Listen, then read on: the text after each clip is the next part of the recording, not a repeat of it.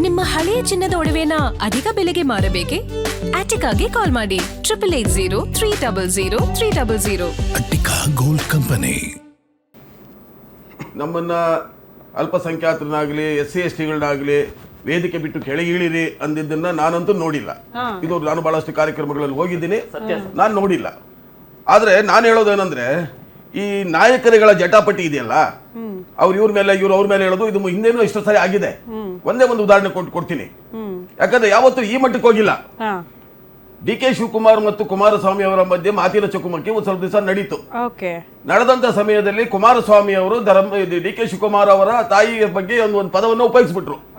ಉಪಯೋಗಿಸಿದಾಗ ನಮ್ಮ ನಾಯಕರು ಅಥವಾ ಅವ್ರ ಬೆಂಬಲಿಗರು ಏನಾದ್ರು ಇವರು ಸಭೆ ಸಮಾರಂಭ ಮಾಡೋ ಜಾಗದಲ್ಲಿ ಏನಾದ್ರು ಹೋಗ್ಬಿಟ್ಟು ಗಲಾಟೆ ನುಗ್ಗಿದ್ರ? ಇಲ್ಲ.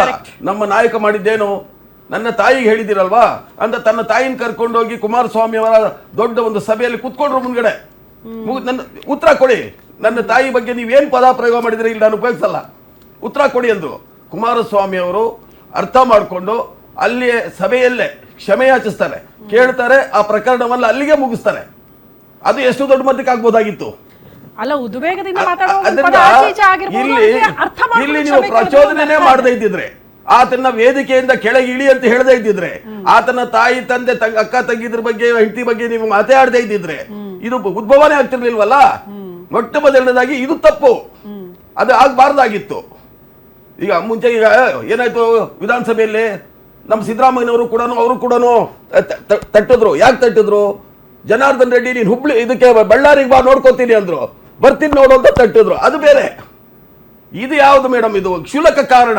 ಆದಿನಾರಾಯಣವ್ರೆ, ಚಿಕ್ಕಬಳ್ಳಾಪುರದಲ್ಲೇ ಇರೋದ್ರಿಂದ ಅಲ್ವಾ ಅಭಿವೃದ್ಧಿ ಎಷ್ಟರ ಮಟ್ಟಿಗೆ ಆಯ್ತು ಸರ್? ಅಭಿವೃದ್ಧಿ ಬಗ್ಗೆ ಒಬ್ಬರಾರು ಚರ್ಚೆ ಖಂಡಿತ ಅಭಿವೃದ್ಧಿ ಬಗ್ಗೆ ನಾನೇ ಮಾತಾಡ್ತೀನಿ. ಪ್ರಚಾರಕರಾಗ್ಬಿಟ್ಟಿದ್ದಾರೆ ಶಾಸಕ ಪ್ರದೀಪ್ ಈಶ್ವರ್ ಅವರು. ಯಾವ್ದೋ ಒಂದು ಗಲ್ಲಿಗೆ ಹೋಗ್ತಾರೆ, ವಿಡಿಯೋ ಮಾಡ್ತಾರೆ, ಅಪ್ಲೋಡ್ ಮಾಡ್ತಾರೆ, ಅಲ್ಲಿಗೆ ಮುಗ್ದೋಯ್ತು. ಇನ್ನೆಲ್ಲೂ ಕಾಣಿಸ್ಕೊಳ್ಳಲ್ಲ ನಮ್ಮ ಶಾಸಕರು ಅಂತ ಅದೇ ಭಾಗದ ಜನ ಹೇಳ್ತಾರಲ್ಲ. ದಿನ ಬೆಳಗಾದ್ರೆ ಸರ್ಕಾರದ 36 ಅಧಿಕಾರಿಗಳನ್ನ ಕರ್ಕೊಂಡು ಹಳ್ಳಿಯಲ್ಲಿ ಬೆಳಿಗ್ಗೆ 6 ಗಂಟೆ ಕುತ್ಕೊಂತಾರೆ. ಇತಿಹಾಸದಲ್ಲಿ ಭಾರತದಲ್ಲಿ ಯಾವುದೇ ಶಾಸಕ ಮಾಡ್ತಾರಂತ ಕೆಲಸ ನಮ್ಮ ಶಾಸಕರು ಮಾಡ್ತಾ ಇದ್ದಾರೆ. ಇತಿಹಾಸದಲ್ಲಿ ಯಾರು 36 ಅಧಿಕಾರಿಗಳನ್ನ ಕರ್ಕೊಂಡು ಹೋಗ್ಬಿಟ್ಟು ಇಡೀ ತಾಲೂಕು ಅಧಿಕಾರಿಗಳನ್ನ ಕರ್ಕೊಂಡು ಹೋಗ್ಬಿಟ್ಟು ಯಾರು ಮಾಡಿಲ್ಲ. ಮೇಡಮ್, ಇವತ್ತು ಎಷ್ಟೋ ಊರಿಗೆ ಬಸ್ ಇರಲ್ಲ, ಬಸ್ ಹಾಕ್ಸಿದ್ರೆ. ಎಷ್ಟೋ ಊರಿಗೆ ರಸ್ತೆ ಸ್ವಾತಂತ್ರ್ಯ ಬಂದು 78 ವರ್ಷಗಳಾಗಿದ್ರು ರಸ್ತೆಗಳು ಕಾಣಿಸ್ತಿರ್ಲಿಲ್ಲ. ಇವತ್ತೆಲ್ಲ CC ರೋಡ್ಗಳಾಗಿದ್ದಾವೆ. ಮೇಡಮ್, ದಲಿತ ಕಾಲೋನಿಗೆ ಒಬ್ರು ಹೋಗ್ತಾ ಇಲ್ಲ, ಒಬ್ಬ ಶಾಸಕ. ಅದೇ ನಮ್ಮ ಲೀಡರ್ಗಳು ಹೇಳ್ತಾರೆ, ಯಾಕೆ ಹೋಗ್ತೇ ದಲಿತ ಕಾಲೋನಿಗೆ ಅಂತ ಹೇಳ್ಬಿಟ್ಟು ಅಲ್ಲಿ ಮಾತಾಡ್ತಾರೆ. ಆದ್ರೂ ಕೂಡ ಹಿಂದುಳಿದ ಸಮಾಜದಲ್ಲಿ ಇವತ್ತು ಹಿಂದುಳಿದವರು ಅಂತ ಹೇಳ್ಬಿಟ್ಟು ದಲಿತ ಕಾಲೋನಿಗಳನ್ನು ಕೂತ್ಕೊಂಡು ಅವ್ರ ಮನೇಲಿ ಊಟ ಮಾಡಿ ಕಾಫಿ ಕುಡಿದು ಇವತ್ತು ಅವ್ರ ಸಮಸ್ಯೆಗಳು ಬಗೆಹರಿಸ್ಕೊಡ್ತಾ ಇದ್ದಾರೆ. ಮೇಡಮ್, ಇವತ್ತು ಏನಾದ್ರೂ ಒಂದು ತಾಂತ್ರಿಕ ಬದಲಾವಣೆ ಆಗ್ತಾ ಇದೆ ಅಂದ್ರೆ ನಮ್ಮ ಚಿಕ್ಕಬಳ್ಳಾಪುರದಲ್ಲಿ ಪ್ರದೀಪ್ ಈಶ್ವರ್ ಅವರಿಂದ ಅಭಿವೃದ್ಧಿ ಆಗ್ತಾ ಇದೆ, ಒಂದು ತಾಂತ್ರಿಕ ಬದಲಾವಣೆ ಆಗ್ತಿದೆ. ಮೇಡಮ್, ನರಸಿಂಹಮೂರ್ತಿ ಸರ್ ರಿಯಾಕ್ಟ್ ಮಾಡಿ ಸರ್. ಈಗ ಅಭಿವೃದ್ಧಿ ಮಾಡ್ಲಿ, ಅಭಿವೃದ್ಧಿ ಆಗೋದ್ರಲ್ಲಿ ನಮ್ದು ಯಾರ್ದು ತಕರಾರಿಲ್ಲ. ಆದ್ರೆ ಅವ್ರ ಬಾಯಿ ಸ್ವಲ್ಪ ಹಿಡಿತದಲ್ಲಿರ್ಬೇಕು. ಇಡೀ ಚಿಕ್ಕಬಳ್ಳಾಪುರ ಅವ್ರ ಕ್ಷೇತ್ರ, ಆ ಮತದಾರರು ಪ್ರತಿಯೊಬ್ಬರು ಅವರು ಮತದಾರರು. ಅವರು ಬರೀ ಓಟ್ ಹಾಕಿದವ್ರಿಗೆ ಮಾತ್ರ MLA ಅಲ್ಲ, ಇಡೀ ಚಿಕ್ಕಬಳ್ಳಾಪುರ ವಿಧಾನಸಭಾ ಕ್ಷೇತ್ರದ ಪ್ರತಿಯೊಬ್ಬರಿಗೂ MLAನೇ. ಎಲ್ಲ ಜಾತಿ ಜನಾಂಗನೂ ಅವರಿಗೆ ಓಟ್ ಹಾಕಿದೆ. ಇವರು ನಿನ್ನೆ ಒಕ್ಕಲಿಗರ ಏನು ಕೆಂಪೇಗೌಡ ಜಯಂತಿ ಕಾರ್ಯಕ್ರಮಕ್ಕೆ ಬಂದು ಆ ಕಾರ್ಯಕ್ರಮಕ್ಕೆ ಇವರು ಬಲಜಿಗರಾದ್ರೂ ಅಧ್ಯಕ್ಷ ಇವರೇನೆ. ಆ ಕಾರ್ಯಕ್ರಮ ಅಧ್ಯಕ್ಷತೆ ಯಾರು MLA ಇರ್ತಾರೋ ಅವರೇ ಅಧ್ಯಕ್ಷರು. ಅವರು ಎಲ್ಲರನ್ನೂ ಸಮಾಧಾನ ಮಾಡ್ಬೋದಾಯ್ತು. ನೋಡಪ್ಪ, ಇದು ನಾಡಪ್ರಭು ಕೆಂಪೇಗೌಡರ ಜಯಂತಿ, ರಾಜಕೀಯ ಹೊರಗಡೆ ಮಾತಾಡೋಣ. ದಯಮಾಡಿ ನಾವೆಲ್ಲ ಇವತ್ತು ಕೆಂಪೇಗೌಡರಿಗೆ ಗೌರವ ಸಲ್ಲಿಸಬೇಕು. ದಯಮಾಡಿ ನಾವೆಲ್ಲ ಈ ಕಾರ್ಯಕ್ರಮ ಮಾಡಿ ಮುಗಿಸಿ ಆಚೆ ಹೋಗಿ ಮಾತಾಡೋಣ ಅಂತ ಹೇಳ್ಬೋದಾಯ್ತು. ಅವರು ಧಿಕ್ಕಾರ ಕೂಗ್ತಿದ್ರೆ ಕಾಲು ಅಳ್ಳಾಡ್ಸ್ಕೊಂಡು ಟೀ ಕುಡ್ಕೊಂಡು ಪಕೋಡ ತಿನ್ಕೊಂಡು ಇವೆಲ್ಲ ಮಾಡಬಾರ್ದು. ಇರಿ, ನೀವು ಮಾತಾಡ್ದಾಗ ಮಾತಾಡಿಲ್ಲ, ಪದೇ ಬರಬಾರ್ದು ಮಧ್ಯದಲ್ಲಿ. ಪ್ರಚೋದನೆ ಮಾಡಿದ್ದಲ್ದೆ ಮೇಡಮ್, ಹೊರಗಡೆ ಬಂದು ನಿನ್ನೆ ಜಯಂತಿ ಯಾವ್ದಿದ್ದು, ಕೆಂಪೇಗೌಡರ ಜಯಂತಿ ದಿನ ಹೊರಗಡೆ ಬಂದು SC STಗೆ ಜೈ, SC ST ಯಾಕೆ ಮೇಡಮ್ ಇವೆಲ್ಲ ರಾಜಕೀಯ ಯಾಕೆ ತರ್ತೀರಿ? ಯಾಕೆ? ಏನಾಗಿದೆ ನಿಮ್ಗೆ? ಇಡೀ ಎಲ್ಲ ಜನಾಂಗ ನಿಮ್ಗೆ ಒಕ್ಕರ್ಲಿಂದ ಓಟ್ ಹಾಕಿ ಗೆಲ್ಸಿದೆ. ಏನೋ ಬದಲಾವಣೆ ಬರ್ಬೋದು. ಒಬ್ಬ ಎಜುಕೇಟೆಡ್ ಇಷ್ಟು ಜನನ ಮೆಡಿಕಲ್ ಇಂಜಿನಿಯರಿಂಗ್ ಮಾಡ್ತಿದ್ದೀನಿ ಅಂತ ಹೇಳ್ತಾ ಇದ್ದಾರೆ. ಏನೋ ಬದಲಾವಣೆ ಬರುತ್ತೆ ಇಡೀ ರಾಜ್ಯದಲ್ಲಿ. ಇವ್ರು ಹೇಳಿದ್ರು ಅವಲೇ, ಸ್ವಾತಂತ್ರ್ಯ ಬಂದು 70-80 ವರ್ಷ ಆದ್ರೂ ನಮ್ಮ ಚಿಕ್ಕಬಳ್ಳಾಪುರ ಕ್ಷೇತ್ರ ಅಭಿವೃದ್ಧಿ ಆಗಿರಲಿಲ್ಲ. ಇನ್ನು ಇವ್ರು ಬಂದ್ಮೇಲೆ ಅಭಿವೃದ್ಧಿ ಆಗ್ತಾ ಇದೆ ಅಂತ. 70-80 ವರ್ಷ ನಿಮ್ಮ ಸ್ವತಂತ್ರ ಬಂದಾಗಿಂದ ಯಾರು ಜಾಸ್ತಿ ಆಳ್ವಿಕೆ ಮಾಡಿದ್ದು ಬ್ರದರ್ ಗೊತ್ತಾ? ಯಾರು ಜಾಸ್ತಿ ಆಳ್ವಿಕೆ ಮಾಡಿದ್ದು?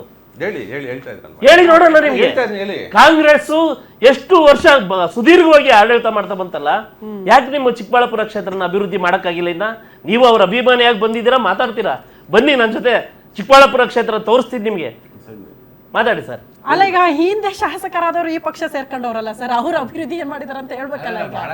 ಅಲ್ಲ, ಅವರೇ ಇದ್ರು ಆ ಪಕ್ಷದಲ್ಲಿ, ಈಗ ಬಿಟ್ಬಿಡು ಬಿಜೆಪಿ ಬಂದಿದ್ದಾರೆ. ಹಾಗಾಗಿ ಮೇಡಮ್, ಯಾರು ನೋಡಿ ನಮ್ಮ ವಕೀಲರು ಹೇಳ್ದಂಗೆ ಮೇಡಮ್, ವಕೀಲರು ಹೇಳ್ದಂಗೆ ಯಾರು ತಪ್ಪು ಮಾಡಿದ್ರು ತಪ್ಪೇ.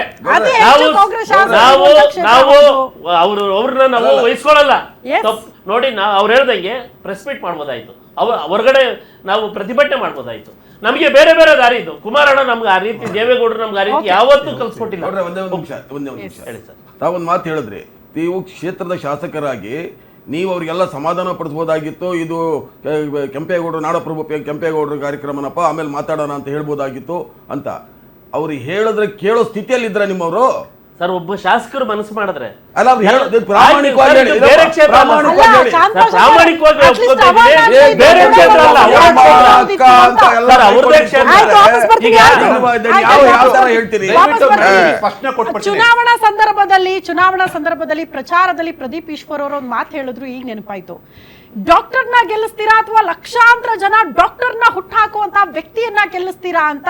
ಲಕ್ಷಾಂತರ ಜನರನ್ನ ಡಾಕ್ಟರ್ ಮಾಡ್ತಾ ಇರುವಂತ ವ್ಯಕ್ತಿನೇ ಬೇಕು, ಕಾರಣ ನಮ್ಮ ಕ್ಷೇತ್ರದಲ್ಲಿ ಅಭಿವೃದ್ಧಿ ಆಗುತ್ತೆ, ನಮ್ಮ ಕ್ಷೇತ್ರಕ್ಕೆ ಏನಾದ್ರೂ ಔಷಧಿ ಕೊಡಬಹುದು ಅಂತ. ಬಟ್ ಔಷಧಿ ಕೊಡೋ ಬದಲು ವಿಷ ಬೀಜ ಬಿತ್ತೋ ಕೆಲಸ ಆಗ್ತಾ ಇದೆಯಾ ಶಾಸಕರಿಂದ ಅನ್ನೋದು ಪ್ರಶ್ನೆ. ಅಂತದೊಂದು ಆರೋಪಗಳು ಕೇಳೋದಕ್ಕೆ ಸಿಗ್ತಾ ಇದೆ.